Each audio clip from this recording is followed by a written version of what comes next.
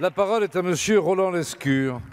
Merci Monsieur le Président. Monsieur le ministre de l'Europe et des Affaires étrangères, au mois de mars, notre planète s'est littéralement arrêtée de tourner. En un mois, plus de la moitié de la population mondiale s'est retrouvée confinée, les avions cloués au sol, des dizaines et des dizaines de frontières ont été fermées, laissant nombre de nos compatriotes bloqués loin de la France.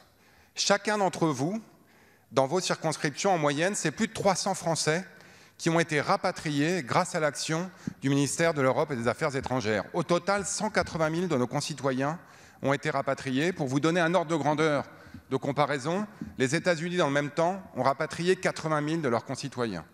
Alors, Monsieur le ministre, je tiens à commencer cette question par vous remercier et à travers vous, remercier l'ensemble des personnels consulaires et des personnels du Quai d'Orsay qui ont permis cet exploit.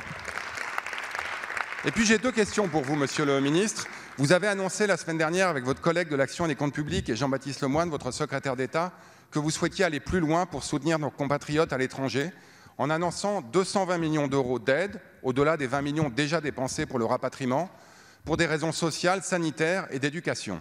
Et donc j'aimerais, Monsieur le ministre, que vous donniez plus de détails sur ce dispositif, là aussi unique au monde, que vous avez annoncé.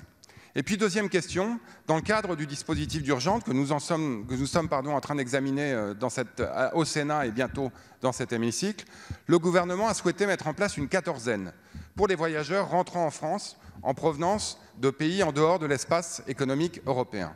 On comprend bien que dans cette période de déconfinement, l'objectif premier est de limiter la circulation du virus, d'où la logique de cette décision.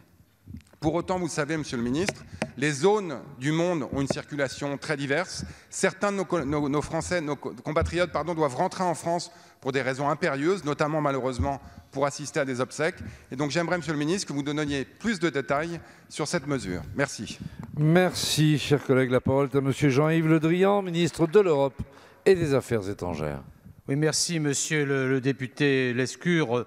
D'abord, merci pour avoir salué le travail des équipes de mon ministère, à la fois au centre de crise et dans les postes. Ce travail a permis de favoriser le retour de 182 000 aujourd'hui de nos ressortissants qui étaient à l'étranger, parfois dans des conditions extrêmes, que ce soit la Cordillère des Andes ou dans les Philippines, pour revenir sur deux sujets qui m'ont particulièrement préoccupé.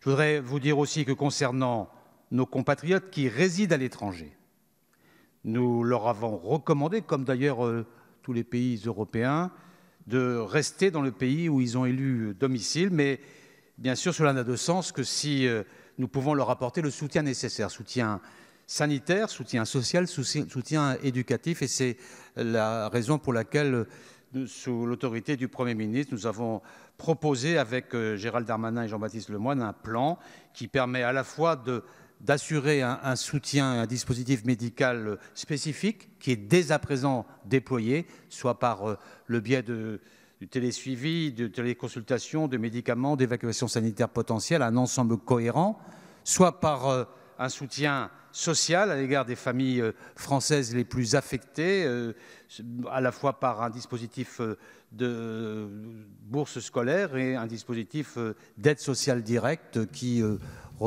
couvriront à peu près 100 millions d'euros. Et enfin, par un soutien à l'AEFE qui aidera tous les établissements, gestion directe, conventionnés ou partenaires, et qui aidera toutes les familles françaises et étrangères par un financement supplémentaire de 100 millions d'euros grâce à une avance de France Trésor. Donc nous avons établi un dispositif cohérent. Concernant les mesures de quatorzaine, je vous reprécise, mais vous le savez déjà, que le projet de loi de prorogation de l'état d'urgence actuellement débattu au Parlement rend possible juridiquement leur adoption pour toute personne entrant en France, si le besoin s'en fait sentir pour des motifs sanitaires à l'égard de tel ou tel pays. Mais à l'intérieur de l'espace européen, à ce stade, compte tenu de l'évolution actuelle de la pandémie, ces mesures de quatorzaine n'ont pas à être appliquées à ce stade.